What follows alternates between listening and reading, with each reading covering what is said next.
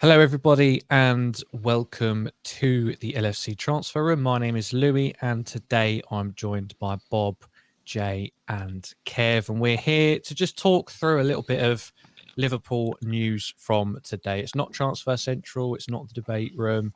We're just having a bit of a catch up on some big stories that have come out today.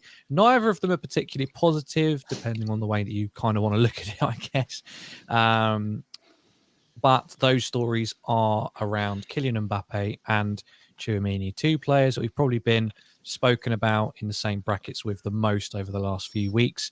So we'll get chatting about them soon once a few more people have been able to join in. Hello, Dominic. Thank you for joining. Bob, how are you doing this evening? Yeah, all good. As we were speaking just before, all good. I needed 24 hours after Sunday, but looking forward to Saturday now. Looking forward to Saturday. Exactly. There's worse places we could be right now, isn't there? And Jay, how are you feeling? Good, mate. I've got over the hangover of the Sunday games. It was it was hard on it. The hope that they gave us. Absolutely. And Kev, how are you? I'm good. Took similar to the lads. Took the wind out of my sails a bit on Saturday, but a nice way to get over it with a nice European Cup final on Saturday. Absolutely. Thank you to everybody who's just joining. Jen, Lipok, American Scouser TV. Thank you all for joining. Let's just get straight into it. Let's not waste anybody's time. Kylian Mbappe, after years of speculation, Mbappe 2020, Mbappe 2021, Mbappe 2022, it's finally been confirmed that we were, in fact, speaking to him. It's come from the horse's mouth. Kylian Mbappe has said, I was in talks with Jurgen Klopp to join Liverpool, and he's spoken about the fact that Liverpool is his mum's favourite club, etc., etc. Bob, considering what's happened with his, new role at PSG, I guess you could say, he's a player / sporting director at this point. Is it good news that at least, we were in the running for him? Who knows what could happen in future? Or is that kind of like, oh damn, it was true, but we've missed out? The way I see it from my point of view, anyway, I don't want to sound Bobby Downer, shall we say, but yes, we were in talks, and from what Klopp said, I think it was a couple of weeks back, like the embargo section, when they asked him, and he said you'd have to be blind not to be interested in him. And from what he said, you can kind of make out that conversations did take place. The only thing I've been asking myself is how far did those conversations get to? Was it a case of once the numbers were mentioned, that's where the conversation stopped? Or was it to the very last end, he didn't know what he was going to do and then decided to stay at PSG? My hunch says it got to the numbers section. I think Klopp kind of said it as well, that other teams have to be involved in these kind of situations. So we do like him. Maybe when he's earned enough money, but in the next 3 years, and he's happy to be on a normal wage, whatever that is at Premier League level, then yeah, definitely. If his mum's a Liverpool fan, why not get him in? Yeah, I mean, Jay, I saw. Well, you've always been a bit of a skeptic of those rumours at all. So how does it feel to suddenly know that we were in fact at least talking to him at parts? It's one of them. It's a bit like City on Sunday. That little bit of hope, but it's not happening. I mean, the one good thing to take from it is with the Haaland transfer, Klopp mentioned the numbers weren't for Liverpool, and now Mbappe's come out and said that we spoke to them. So we are having the conversations with the players, where I always thought we wouldn't even entertain looking at them because they know what type of numbers there is. So sort of a good thing we're speaking to them, but I prefer to do more than just talk to them. Like, it's in first base, innit? Yeah. Kev, what was your initial reaction to it, at least? For me, I'd be more shocked if we weren't involved in the conversation, to be honest. The way the club is at the minute and how we run, we should be at that big table, talking to these big players. Now, no doubt the numbers were never going to be right unless we offered 35% stake in FSG and we changed the stadium name to Stade de Kylian Mbappe. There was no chance he was ever going to come here, like, do you know what I mean? But again, you've got to be part of those conversations. It's a step in the right direction, do you know what I mean? And they, at some point, one will turn around and say yes. Unfortunately, we'll have to wait 3 years to see if it will be him. Well, yeah, I mean, that's kind of what I wanted to talk about. I mean, the fact that it is 3 years, I'm sure that's down to the fact that even PSG probably couldn't afford to continue paying that level of wage indefinitely. But also, is there a sense that he is just securing his future, securing his great-great-grandchildren's future at this rate? And then, maybe he could take that wage drop and go elsewhere. Do you think that's maybe what's at play here, Kev? You'd like to think so. You'd like to think at some time it will come to a normality with football wages. But the way things are going, I can't see it coming down unless something drastically changes. I can't see Liverpool ever offering that kind of money that he wants. Apart from unless a Newcastle or a Man City come in, I don't think we break our structure for one individual. Yeah, absolutely. Thank you to everybody who's getting involved in the live chat already. It's getting very busy in there. Anissa says, is it just me that feels that he doesn't fit our profile? I think attitude is a big thing for Klopp, and I'm getting diva vibes from Mbappe. I mean, Jay, I kind of get where Anissa's going with that, and I think we do kind of become snobbish about that. I think we're guilty of it. If we don't get a player, we kind of come up with excuses as to, we weren't actually in for him, we didn't actually want him. That's got to be different with Mbappe, isn't it? Even if he is a bit of a diva, he does seem like he's at times got a bit of an attitude. But maybe when you're that good, you earn the right to have that attitude. I don't know. To be honest, like Salah's last couple of interviews, could you not say the same about him? He's saying, I am the best player in the world in my position, which I'm not saying he isn't, but he's got that bit of cockiness. And I think when you are that good, there's a fine line between cockiness and confidence. And I think when you're as young as Mbappe and have done what he's done in the game, you can be a little bit cocky because you can back it up on the pitch. But I remember when Neymar was throwing his weight around in PSG, it was Mbappe who was basically saying to him, leave if you don't want to be here. So I don't think he is a bad apple as such. I just think he knows he's the next icon player, really, the next iconic player like Ronaldo and Messi. So he's going to have a bit about him, isn't he, if that's who he is. So I don't think he's a bad apple or anything like that. I'd have loved him to have come, to be honest. There's no negative about him, in my opinion. Yeah, I mean, you must feel the same, don't you, Bob? Is there a downside to Mbappe apart from the wages? But then again, it's not coming out of our pockets, is it? No, it's not. It's not. But yeah, I mean, to be fair as well, like I think since Klopp has been here, this is the second time we've spoken to him. As he said we spoke to him when he was at Monaco as well. So even at that, so clearly with Klopp, how he judges characters and every other thing. After the first conversation, he won't go back in for another conversation 4 or 5 years later down the line. So obviously Klopp likes him. It's just literally the numbers that are stopping us from being able to get it over the line. And effectively, he's been able to request what he wanted at PSG because there's other like political stuff involved with that. Like I don't think if he went to Real Madrid, as it was so close to happening, he would be demanding like to be in charge of what players come in and all the rest of it. Like, but he can afford to do that at PSG. A little bit like Gerrard could have afforded to do that with us back at the time because he's from Paris. Paris is his team. And he's kind of the Qatar people are trying to make sure that if he goes to the World Cup and is the best player at the World Cup, it doesn't happen when he's playing for somebody else. So, and they will literally offer anything, which because they can afford it. So yeah, maybe later on, in 3 years' time, if Klopp is still here, maybe hopefully by then he's done another extension. We can have another chat. Do you know what I mean? But I don't see the numbers going down a lot, to be honest, from where he is at the minute. Because by then he's only going to be 25. So to me, it just looks like he's just packing it all in now, the money wise, and then it's not so much of an issue going forward. It's a lot of money to turn down, really, isn't it? Like, come on. Yeah, I mean, none of us would. None of us would I before mean, we. But for everything else that you're in your country, your family and everyone is around it, like it's just, and all I've got to do is stay here for another 3 years. In fact, it's probably not 3, it's probably 2 if they want to get a transfer fee for him.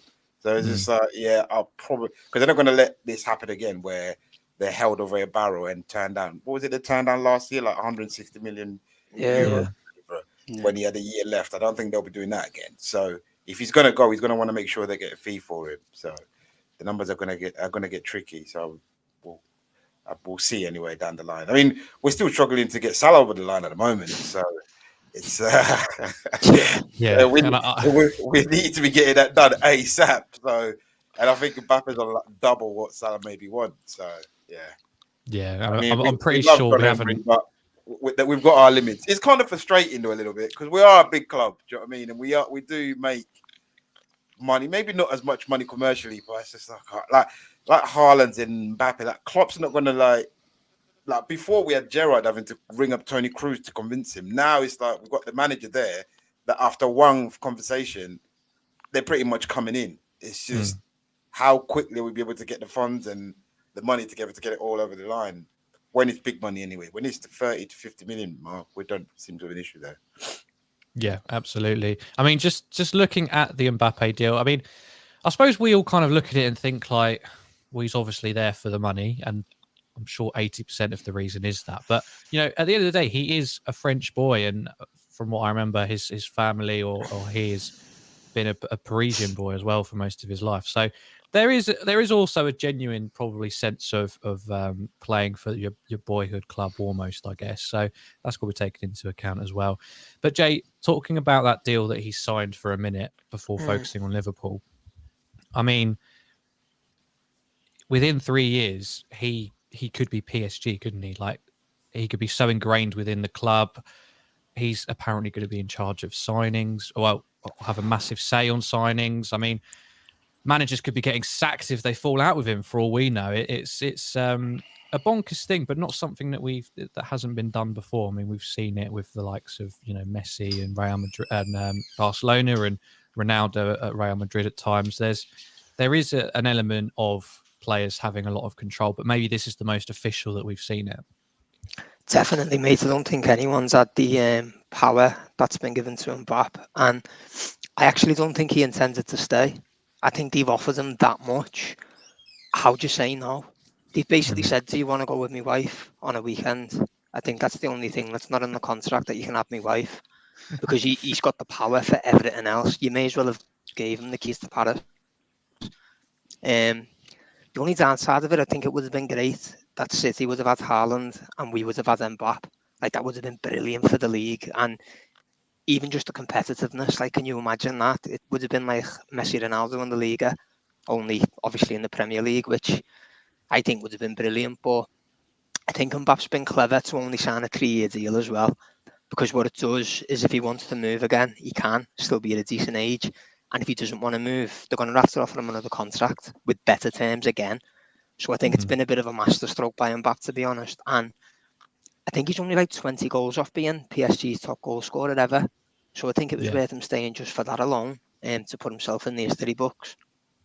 Absolutely. I mean, Kev Lipok says, imagine the legendary status he would get if he helped PSG win the UCL. But I just want to talk about like the owners of PSG, because obviously they're another basically state-backed club essentially, but maybe they're not as efficiently run as a Man City. I mean, is there any player in the world that Man City would do this kind of thing with? Because they're chucking money at a problem, aren't they? Rather than, rewarding someone. They're desperate to just get him to stay, aren't they? They are. There comes a point. Sorry, Kev. There comes a point where, well, if you've had to offer him this much just to decide to stay, then what are you doing? I totally agree. I think the fact that he refused him the first time and he didn't get a fee for him, and he was going to leave for nothing. They've just thrown everything they possibly can, money-wise. What else can we offer him? Let's give him a say if Leonardo goes. I'd say, as sporting director, you have a say on that. You have a say on who comes in. No player should have that kind of free role to just have a jurisdiction over a team, and I don't think any other club would have done it. I think I do agree with that. It is a sense, especially with PSG, they'll just throw money at anyone. They have a way of bringing players in near the end of a golden era of players, a bit like David Beckham when he came in. It wasn't for him; it's for the actual player of who he is and what they'll get commercially off him. So, you look at the commercial value that Mbappe gives Paris Saint-Germain as well. It's then pulling power to bring fellow French players who win the World Cup, say, to come in and play for them as well. They've never. It's very rare for. They've been done for in the past for letting Parisian players go, and certain players that have left, they're now trying to install that back and trying to bring the young players in and keep an hold of them. But I don't think this is the right way to do it. Giving someone that kind of free rein at a young age as well to dictate of who's coming in and who's coming out. I'm not saying he hasn't got a good judgment on players, but at the same time, I think to be Pochettino in that sense. Do you know what I mean? So, we'll just have to wait and see what happens. But I agree with what Jake said. 3 years, great deal by his agent and his back row team to get a deal out like that. Unbelievable. Yeah, just finally on this topic before moving on to Tchouaméni, because we are slowly running out of time. Bob, as Kev says, but I don't know what's going to happen with Pochettino, but there's a massive risk of this manager role at PSG becoming a poison chalice, isn't there? Because it genuinely sounds like, if you had a falling out with Mbappe, if you red flagged a signing that he wanted to make, or you bought someone he didn't fancy, or you did something that he didn't like, he's a much more valuable asset now than any manager could be, no matter what they do. So even though the money is ludicrous, and I'm sure they'd get a big wage bump from wherever they go, no manager's really going to last there, are they? Surely. No, they don't. They won't really. They don't, as it is at the moment, to be fair. I think, to be honest, I think the perfect manager for them, I think they already did have him, but especially now would have been someone like Ancelotti, who is more like a statement figure, but he's good at managing like big stars. He just seems to have like a really relaxed approach, doesn't he? And he just lets them kind of get on with it, and they all just respect him, kind of thing. But anybody else, I mean, Tuchel was there, and they got rid of him. Do you know what I mean? Because he was falling out with the players and that. But within 6 months, he's winning the Champions League with Chelsea. So there can be good managers going there, and literally just from the sheer, like when they show the Champions League games and they show the front three, like realistic, they're all really good. Obviously, they're all unreal players. But when it comes to like Pochettino's style of play is pressing, you can't get those three to press, but then you can't bench them because of not pressing. So it's kind of, you've got to work around getting them in, even though your philosophy might be X, Y, Z. And if you don't, like you said, the players, they're just going to outlast you. And they all know that anyway. So maybe another shout, probably Zidane. They might respect him because he's French and won the World Cup there and stuff like that. But it needs someone who's like used to managing this kind of big egos kind of thing to be able to have a little long run at it, to be honest. Being Mbappe's mum. Yeah, Mbappe's mum. She's probably the best shout right now. I mean, on the he doesn't listen stuff, to it though. They even got the French president to try and convince him to stay, didn't they? So Jesus Christ, the way I don't like the way football's going at all. Just before we move on to Tchouaméni, thank you to everybody who's watching and getting involved. Do stick around once this video ends as well. We'll have a video premiering at 8 p.m. Just looking at, it's by Tar, just talking about some forgettable and unforgettable moments in previous fixtures versus Real Madrid as we continue our week-long build-up to the Champions League final on Saturday. So please do stick around for that video after this. But the other news, apart from Mbappe, is another target who we thought we were actually pretty close to. Tchouaméni. It was a tug of war between us and Real Madrid, and it looks very strongly, Kev, like he's going to Real Madrid. I think the fact that we've got a Champions League final coming up is probably muffling the FSG talks again, FSG in, FSG out, but I guarantee a week from now we'll probably be hot back on that topic again, and I think Tchouaméni might be at the top of that reason why. It looks like it's probably a financial decision not to meet at Monaco, but a lot of people saying it's a player decision as well. How do you see this one? Is it something that we should have just pressed the button on and tried to go over the line no matter what, or can we find someone else? Don't get me wrong. I was all in for Tchouaméni, by the way. I thought he would have been a great acquisition. But time has shown with Klopp that, if we don't get our first one, we have players that can come in. So you look at like Götze, we should have brought Götze in. We end up getting Mane. Jorginho was our first option. We bring in Fabinho. We're looking at Brand, and we end up with Salah. So there's always an alternative, and I back whoever we are, our transfer scouts, to bring in whoever they are. Do you know what I mean? You know, that's moved on to Julian Ward at the minute, and you know, by all means, he's carrying on in where Michael Edwards has left off. So there are going to be alternatives. I think we need to get past this narrative that it's not like 4 or 5 years ago where we don't have a say. Real Madrid came in because they didn't get Mbappe, and I've just thrown the toys out the pram and decided, right, well, we'll go after him now. Do you know what I mean? So we need to not think of it 4 or 5 years ago where we're looking at other players and what's our plan B. I think we have a strong plan B and alternatives, and I think Ibrahim Sangare is one. If we don't get too many, so you know, we move on to our next one. Not everyone's going to come. We've got to realise we're going to be linked with about 1 million players now till the start of the Premier League. You know, we can't bring them all in. There's going to be some that we will, and some we are going to miss out on. Some that people are favourable and want us to buy, but you know, sometimes things don't happen.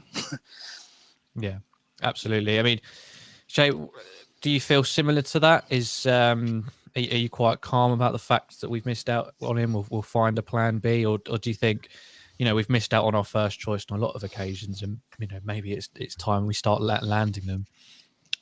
I think it is a shame because of his age, and I'll be honest, there isn't really another player like him in Europe because he's got a bit of everything. He's defensively sound, he's good going forward as well. So it's a bit of a shame, but I do completely agree with Kev, to be honest. We're not one for panicking in the market. We never have. Even when we were dying for a centre-half last season, we didn't get one because we were waiting for Kanate. So Kev hit the nail on the head, to be honest, mate.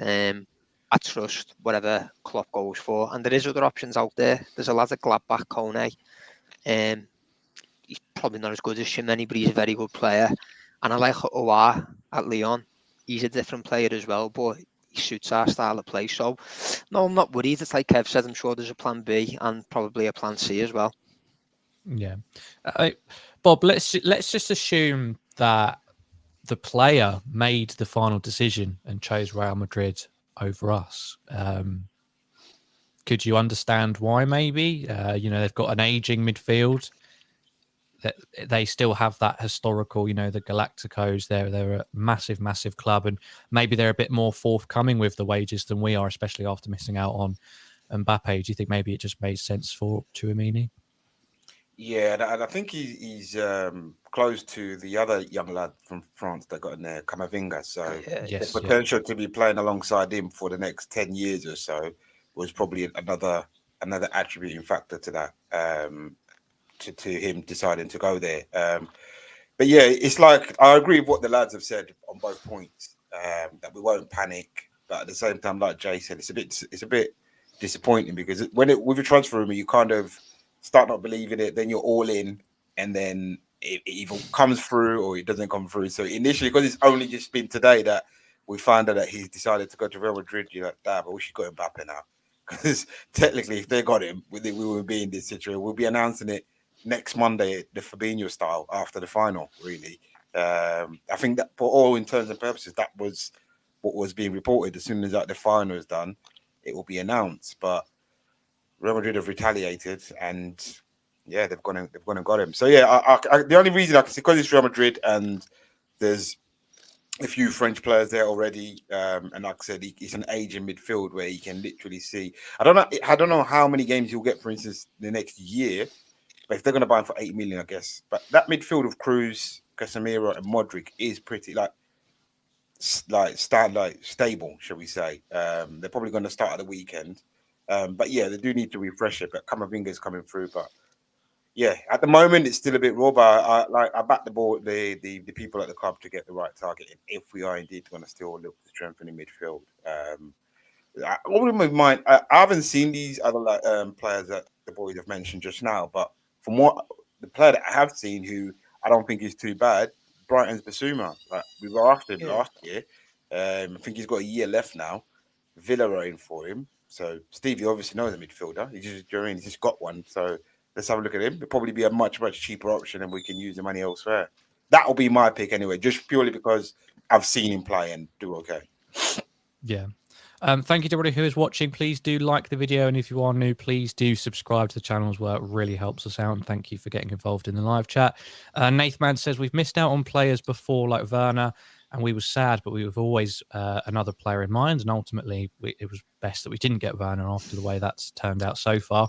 And HDS says it kind of sucks that the board can't ever get Klopp's first choice. So, Kev, I know that you're quite relaxed about it, but how... I know I said we'd wait until after the Champions League to start talking about it, but just to finish off this video, what are your thoughts on the board? Have they done enough to impress you in terms of how patient they've been, the way that they've been quite clever with their money, the way that they've managed to get some sustained success? Or do you think that maybe that's just been papered over by how great Klopp is at getting the best out of people? The board, for myself, I've said all along, we stay within our means. Now, the pandemic hit when we had significant amounts of money. I thought we were going to spend, and Mbappe 2020 was all over. I was all over it. The problem you've got is that I have with the board is that they've made a few mistakes along the way. £77 increase in tickets. There's been other things as well, not paying during the pandemic, not paying certain people who of the staff. So, and the union have called them out on it, rightly so, and they've turned around and said, yeah, okay, we hold our hands up, we got that one wrong. They're not going to get everything right. They're not.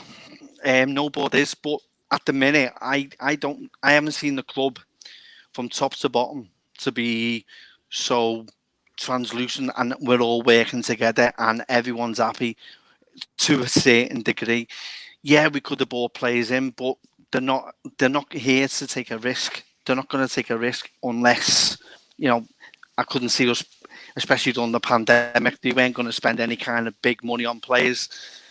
Did we really need any more players? Some people would say, yeah, we do, but, look where we've done what we've done since then. The players that we brought in, I think we should have brought centre half in when we had our injuries after we won after we won the league.